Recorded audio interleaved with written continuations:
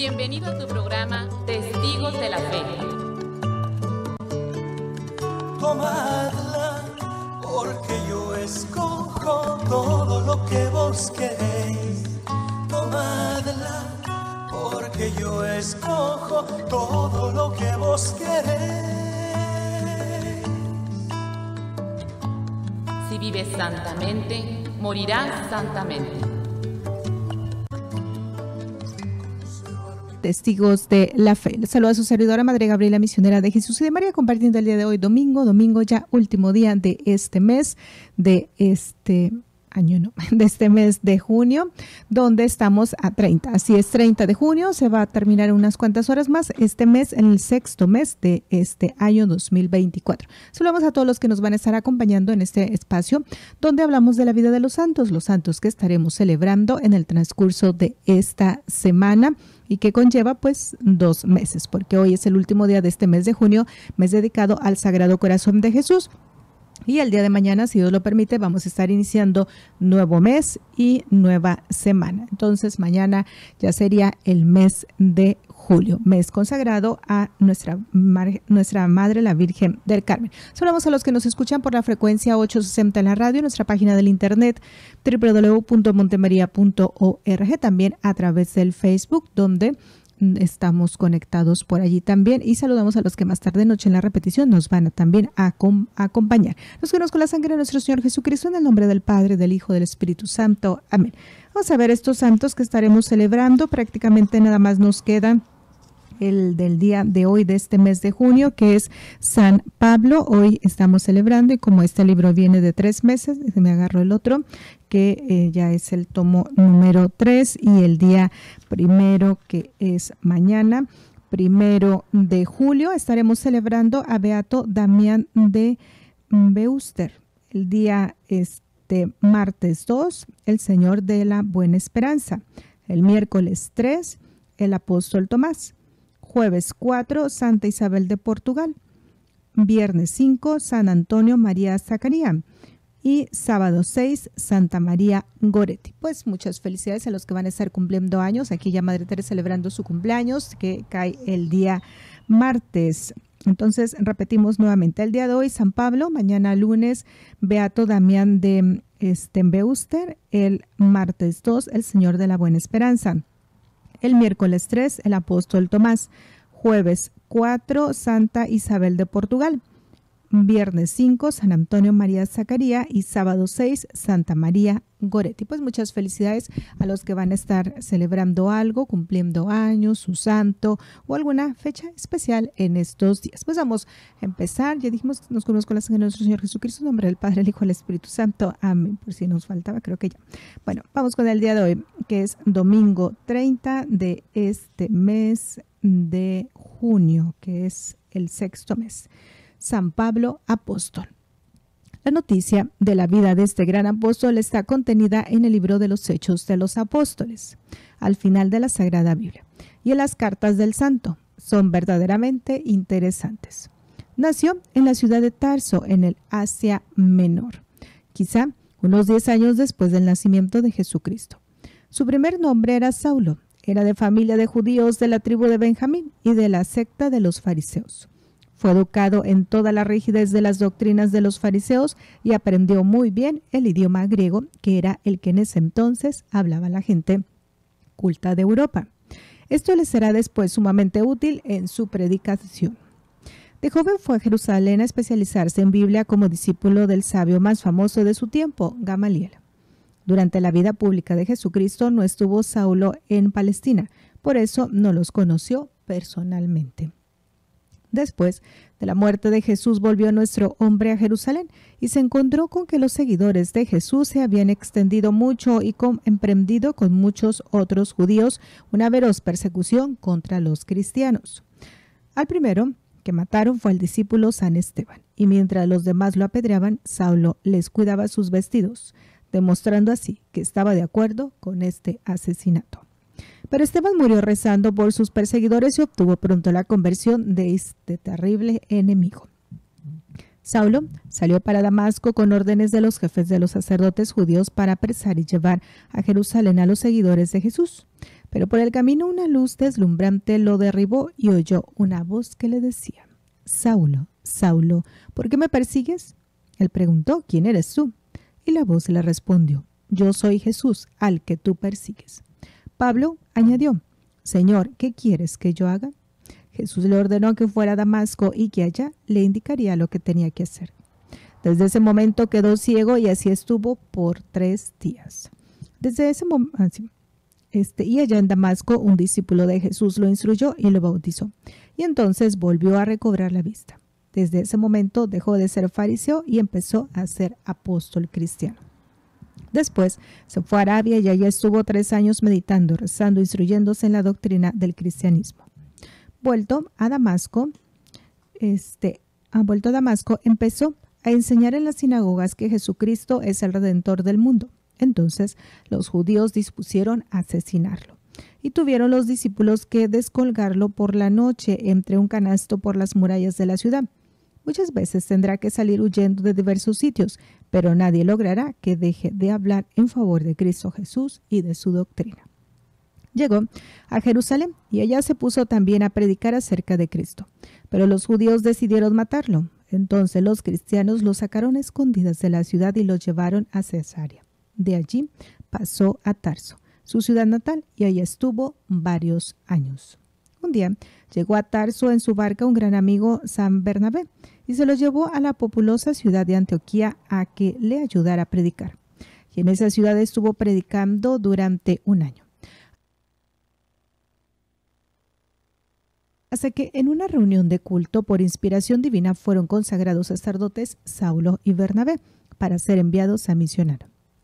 San Pablo hizo 4 grandes viajes que se han hecho famosos. El primero ya lo narramos en la historia de San Bernabé, su compañero, el 11 de junio.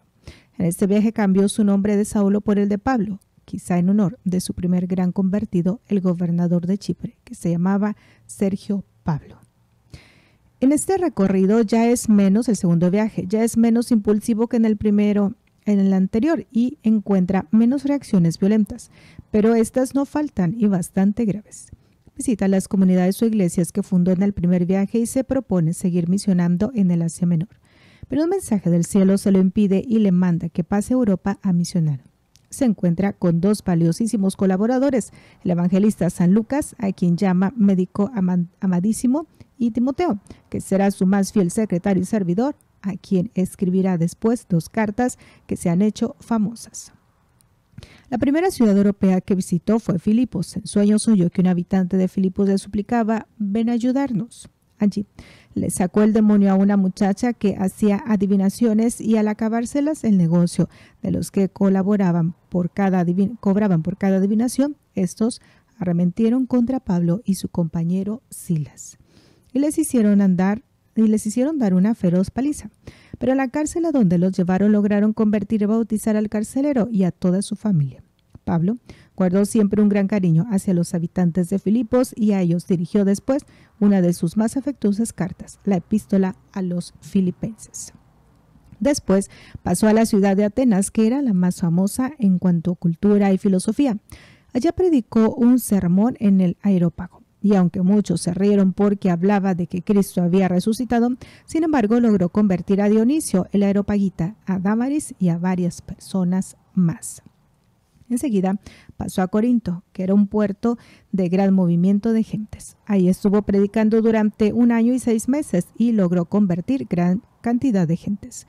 Más tarde dirigirá a sus habitantes sus 2 célebres cartas a los corintios. De allí salió a hacer una 4ª visita a Jerusalén. En su tercer viaje lo hizo en el año 53 al 56. En este viaje lo más notorio fue que en la ciudad de Éfeso, en la cual estuvo por bastantes meses, Pablo logró que muchas personas empezaran a darse cuenta de que la diosa Diana que ellos adoraban era un simple ídolo y además logró que dejaran de rendirle culto. Entonces los fabricantes de estatuillas de Diana, al ver que se arruinaba el negocio, promovieron un gran tumulto en contra del apóstol. De Éfeso partió Pablo hacia Jerusalén a llevar a los cristianos pobres de esa ciudad el producto de una colecta que había promovido entre las ciudades que había evangelizado. por todas partes. Se iba despidiendo, anunciando a sus discípulos que el Espíritu Santo le comunicaba que en Jerusalén le iban a suceder hechos graves y que por eso probablemente no lo volverían a ver. Eso causaba profunda emoción y lágrimas en sus seguidores y que tanto lo estimaban. En su quinto viaje a Jerusalén, los judíos promovieron contra él un espantoso tumulto y estuvieron a punto de lincharlo. A duras penas lograron los soldados del ejército romano sacarlo con vida de entre la multitud enfurecida. Entonces 40 judíos juraron que no cometerían ni beberían mientras no lograran matar a Pablo. Al saber la hermana de él esta grave noticia, mandó un sobrino a que se lo contara.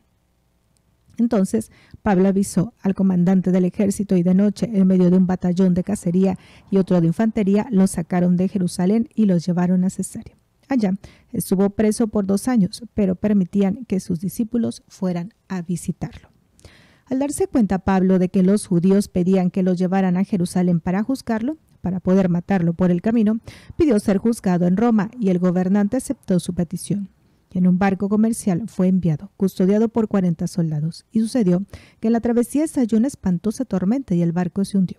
Pero Jesucristo le anunció a Pablo que por el amor que le tenía a su muy estimado apóstol, no permitiría que ninguno de los viajeros del barco se ahogara.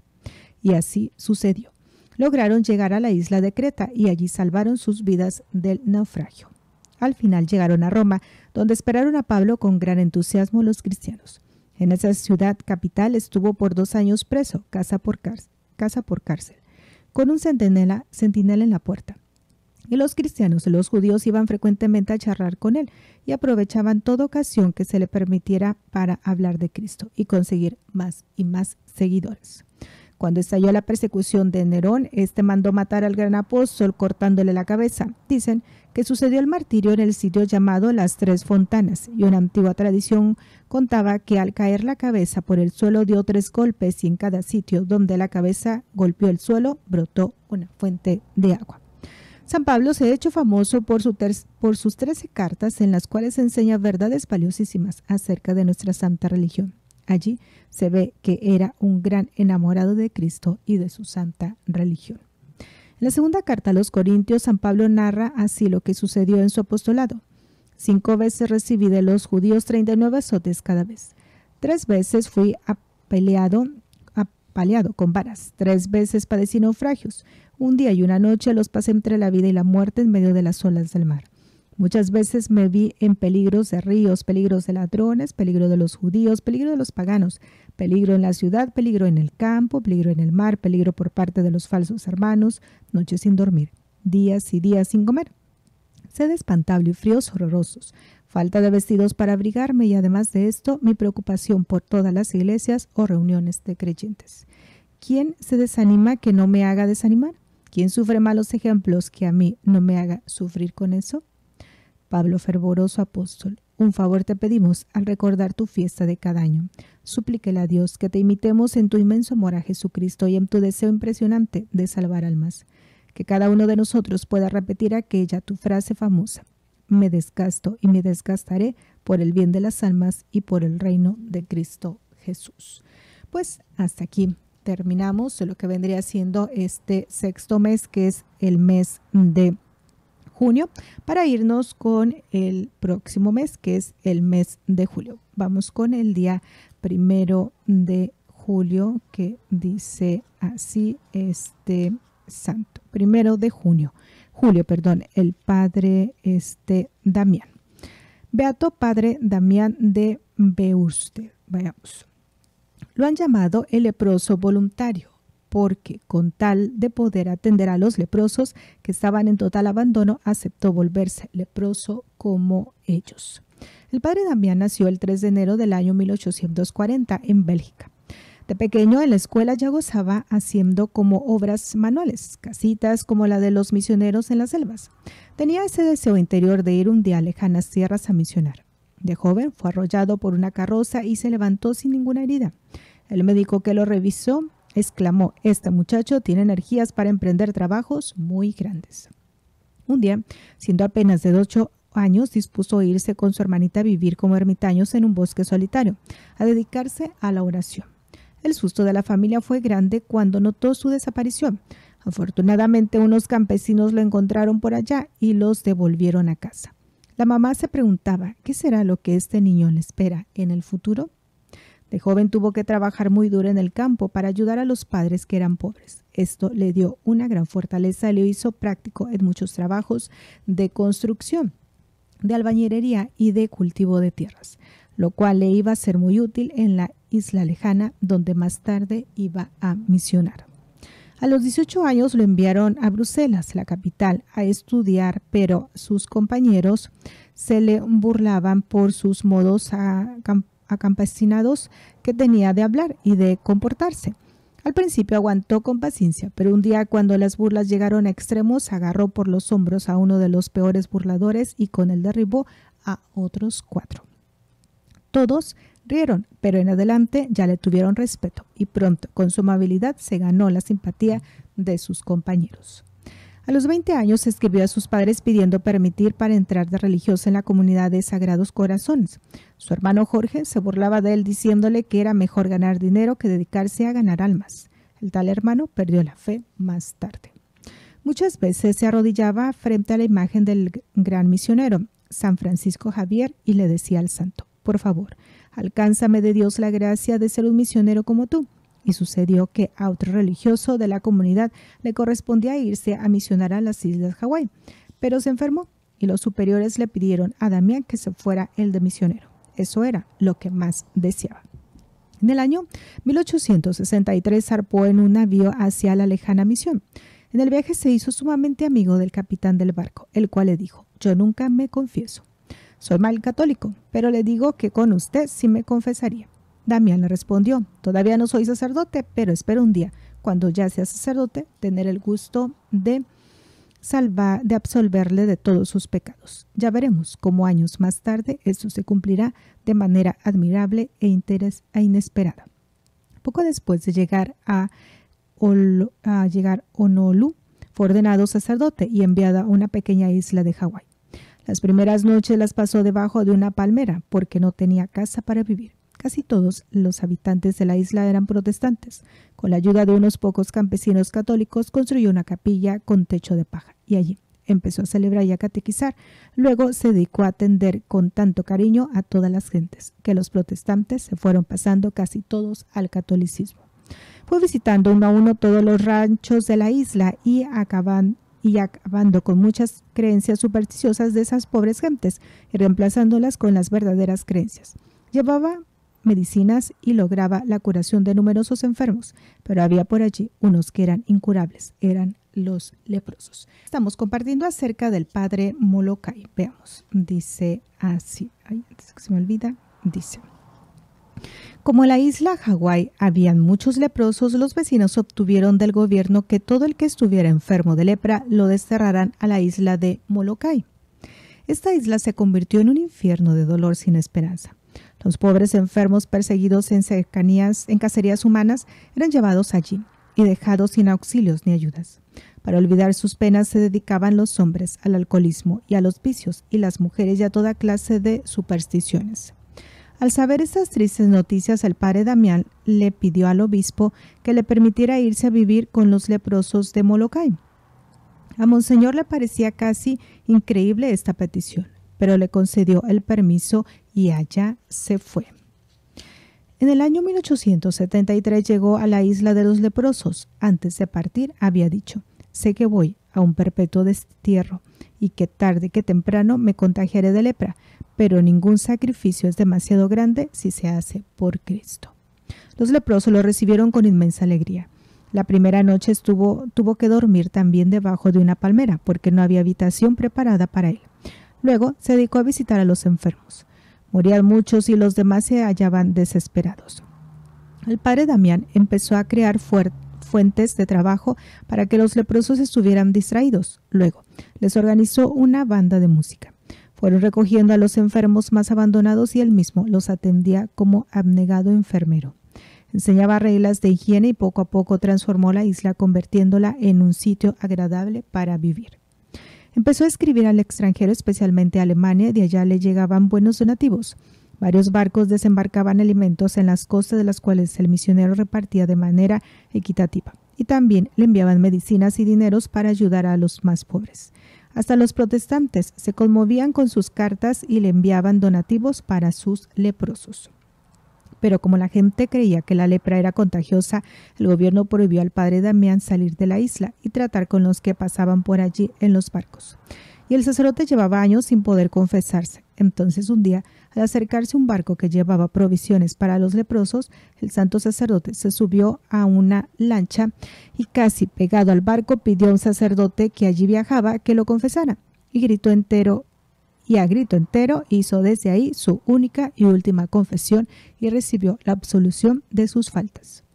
Como esas gentes no tenían casi dedos ni manos, el padre Damián les hacía él mismo el ataúd a los muertos, les cavaba la sepultura y fabricaba luego como buen carpintero la cruz para sus tumbas. Preparaba sanas diversiones para alejar el aburrimiento, y cuando llegaban los huracanes y destruían los pobres ranchos, él en persona se iba a ayudar a reconstruirlos. El santo, para no demostrar desprecio a sus queridos leprosos, aceptaba fumar en la pipa que ellos habían usado. Los saludaba dándoles la mano, compartía con ellos todas las acciones del día. Y sucedió lo que tenía que suceder, que se contagió de la lepra y vino a saberlo de manera inesperada. Un día metió el pie a una vasija que tenía agua supremamente caliente y él no sintió nada. Entonces se dio cuenta de que estaba leproso. Enseguida se arrodilló ante un crucifijo y exclamó: Señor, por amor a ti, por la salvación de estos hijos tuyos, acepto esta terrible realidad. La enfermedad me irá carcomiendo el cuerpo, pero me alegra al pensar que cada día en que me encuentre más enfermo en la tierra, estaré más cerca de ti para ir al cielo.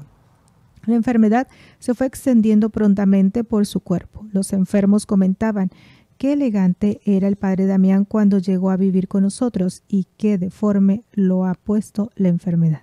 Pero él añadía: no importa que el cuerpo se vaya formando deforme y feo si el alma se va volviendo hermosa y agradable a Dios. Poco antes de que el gran sacerdote muriera, llegó a Molokai un barco. Era del capitán que lo había traído cuando llegó de misionero y que le había dicho que con el único que se confesaría sería con él. Y el capitán venía expresamente a confesarse con el padre Damián. Desde entonces la vida de este marinero cambió y mejoró notablemente.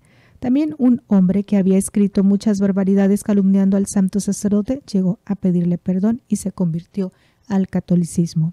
Y el 15 de abril del año 1889, el leproso voluntario, el apóstol de los leprosos, voló al cielo a recibir el premio merecido por su admirable caridad.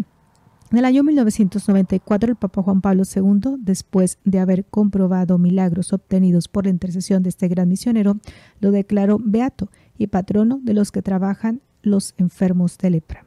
Y nosotros pedimos a Dios que nos conceda un corazón generoso y dispuesto a sacrificarse por los demás, como se lo concedió al buen querido padre Damián.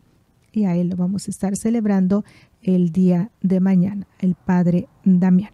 Vamos con el martes 2 de julio, el Señor de la Buena Esperanza. Dice así: una de las imágenes más populares de América del Sur es la del Señor de la Buena Esperanza.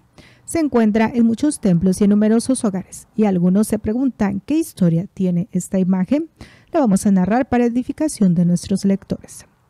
Sucedió en la ciudad de Quito, en tiempos de la colonia. Antiguas tradiciones cuentan que un día apareció frente al convento de San Agustín una mula cargada con una enorme caja. Se detuvo frente a la portería del convento y allí no se quiso mover. Cansado de tanto llevar su pesada carga, se echó por fin en el suelo. Manos caritativas le quitaron de encima la caja de madera y la guardaron en la portería. La mula desapareció y como nadie llegaba a reclamar aquel cajón, dispusieron a abrirlo. Y encontraron algo muy especial. En la misteriosa caja encontraron una imagen de Jesús, vestido con un traje blanco como el que le mandó poner Herodes, para pasearlo por las calles, con corona de espinas y una caña en la mano y sentado, como cuando recibió el traje de los soldados en la coronación de espinas. Era pues una imagen del tercer misterio doloroso del Rosario, un recuerdo de la dolorosa coronación y de las burlas de la soldadesca. Dejaron la imagen en el zaguán de la entrada del convento y las personas que por allí pasaban empezaron a rezar allí, recordando la pasión y muerte del Señor, y comenzaron a recibir favores muy especiales del cielo. Quisieron llevar la imagen a otro sitio y por más que varios hombres forzudos quisieron levantarla, al llegar a la puerta no fueron capaces de andar ni un paso más. Y al volver a llevarla al fondo del zaguán entonces ya no pesaba casi nada. Así que se dieron cuenta de que era ese el sitio donde debía venerarla. Allí, a la vista de todos los transeúntes. Y sucedió que un pobre padre de familia estaba en situación desesperada de extrema pobreza. Lo iban a echar de la casa porque debía muchos meses de arriendo y además no tenía con qué dar de comer a sus hijos. A la imagen le habían colocado los devotos unas sandalias de oro y le habían puesto un sitio elevado. Y estando el atribulado hombre rezándole a nuestro Señor, pidiéndole por su coronación de espinas que lo socorriera y lo ayudara a salir de la tremenda situación, la imagen movió el pie derecho y le lanzó la sandalia de oro que tenía colocada en él. El devoto sintió inmensa alegría y dándole 1000 gracias salió corriendo a una joyería a vender la preciosa sandalia y a conseguir casi el remedio para su grave situación económica. Pero el joyero, que conocía muy bien de dónde venía la tal sandalia, mandó llamar a las autoridades, las cuales pusieron preso al pobre hombre y le hicieron juicio por ladrón y sacrílego. Cuando ya le hubieron leído la sentencia de muerte por semejante robo tan grande, el entristecido reo pidió como gran favor antes de ser llevado a la plaza para ahorcarlo que le permitieran hacer una última visita a su queridísima imagen del Señor de la Buena Esperanza, y le fue concedida.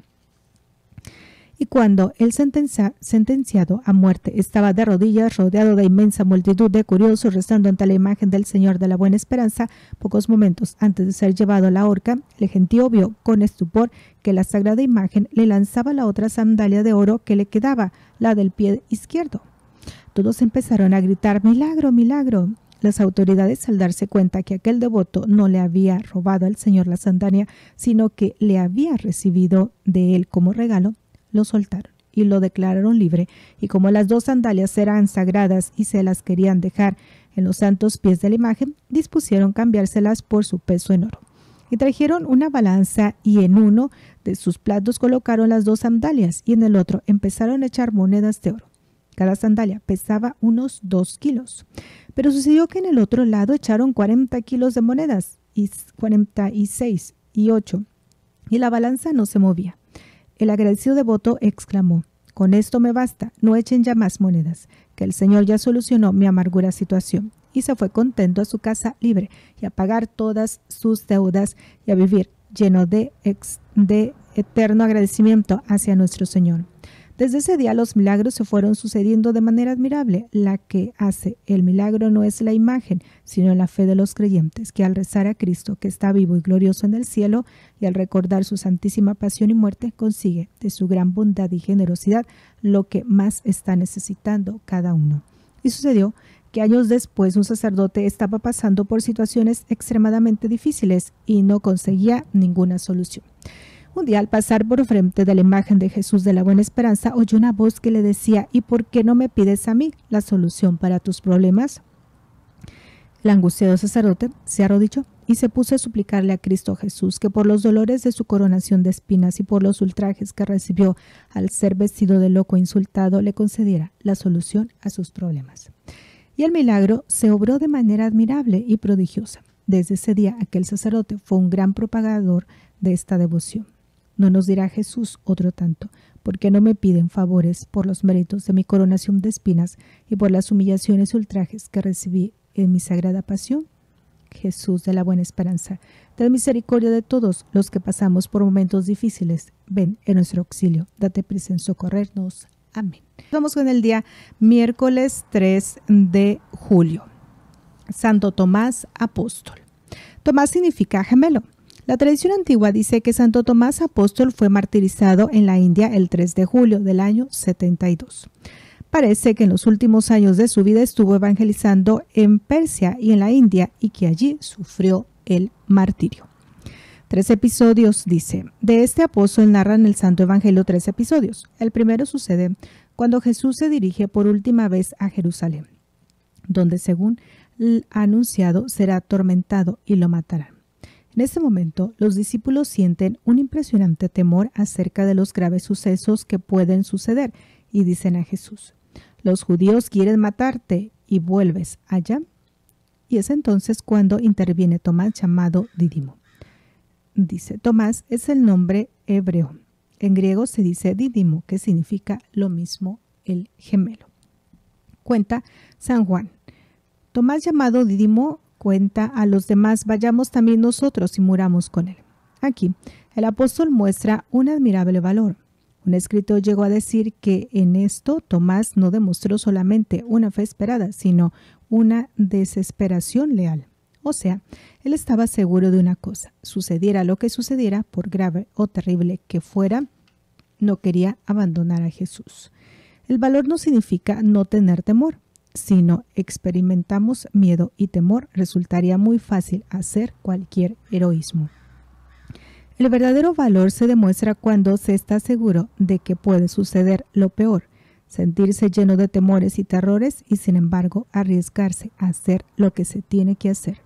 Y eso fue lo que hizo Tomás aquel día. Nadie tiene por qué sentirse avergonzado de tener miedo y pavor, pero lo que sí nos debe avergonzar totalmente es el que a causa del temor dejemos de hacer lo que la conciencia nos dice que sí debemos hacer.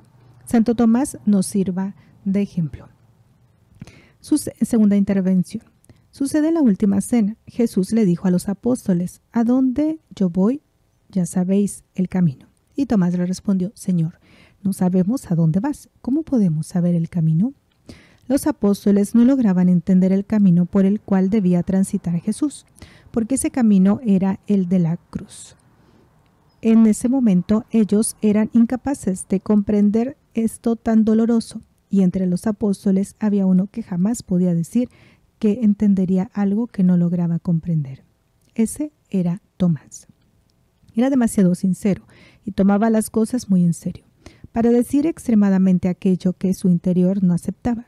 Tenía que estar seguro, de manera que le expresó a Jesús sus dudas y su incapacidad para entender aquello que él les estaba diciendo.